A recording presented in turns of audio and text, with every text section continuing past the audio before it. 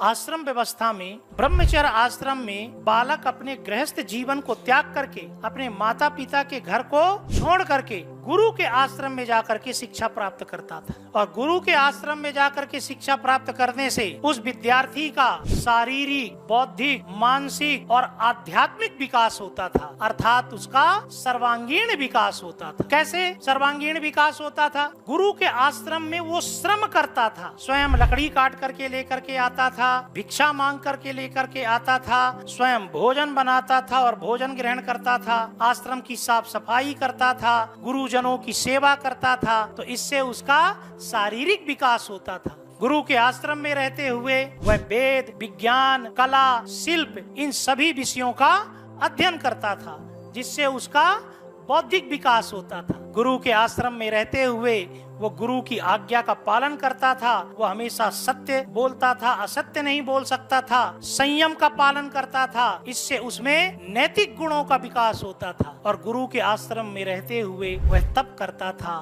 ध्यान करता था, चिंतन मनन करता था, यज्ञ करता था, जिससे उसका आध्यात्मिक विकास होता था। तो आश्रम व्यवस्था से मनुष्य का शारीरिक, बौद्धिक, मानसिक और आध्यात्मिक विकास होता था, अर्थात सर्वांगीण विकास होता था। और जब मनुष्य का सर्वांगीण विकास होगा तभी तो किसी राष्ट्र को योग्य नागरिक मिल सकेंगे। तो आश्रम व्यवस्था का एक उद्देश्य क्या है? राष्ट्र या देश में योग्य नागरिकों का विकास करना।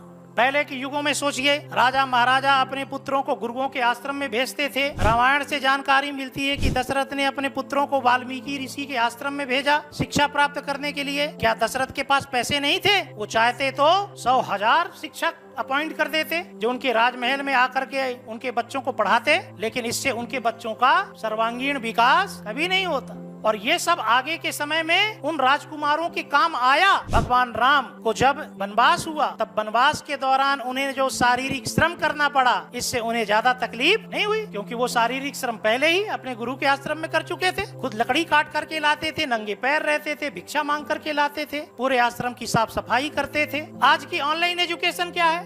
घर में बैठे हो, सो रहे हो, पकोड़े खा रहे हो, रील देख रहे हो, थोड़ा बहुत ज्ञान तो प्राप्त कर पा रहे हो, लेकिन कोई शारीरिक श्रम नहीं कर रहे हो, आपके शरीर का डेवलपमेंट नहीं हो पाएगा। किसी भी प्रकार का कोई मानसिक तनाव नहीं झेल पा रहे हो, आपका मानसिक डेवलपमेंट नहीं हो पाएगा। कोई आध्यात्मिक कर्म नहीं कर रहे हो, अध्यात्म के प्रति कभी भी कोई रुचि डेवलप नहीं हो पाएगी। आप कभी भी पाप पुण्य, सही गलत, उचित अनुचित में सही भेद नहीं कर पाओगे। और जब नौकरी लगने के बाद आप प्रशासन में आओगे, तब जब आपको दबाव का सामना करना पड़ेगा, प्रशासनिक दबाव, राजनीतिक दबाव, तब आप बिखर जाओ। और बिखर जाओगे तो यही कारण है कि आज आप देखते हो कि बड़े बड़े नौकरियों में जाने के बाद भी लोग सेवक आत्महत्याएं करते हैं। बड़ी नौकरी मिल गई तो क्या हुआ? आप पॉलिटिकल प्रेशर हैंडल नहीं कर पाए, पारिवारिक प्रेशर है, सामाजिक प्रेशर है, वो आप हैंडल नहीं कर पाए, तो आपको सुसाइड अटेम्प्ट लेने होते हैं। तो किसी भी राष्ट्र में यदि अच्छे लोक सेवक भी तैयार करने हैं तो बेहतर होगा कि आश्रम व्यवस्था के अंतर्गत गुरु के आश्रम में जो शिक्षा दी जाती थी उस पद्धति के अनुसार शिक्षा की प्रणाली लागू की जाए।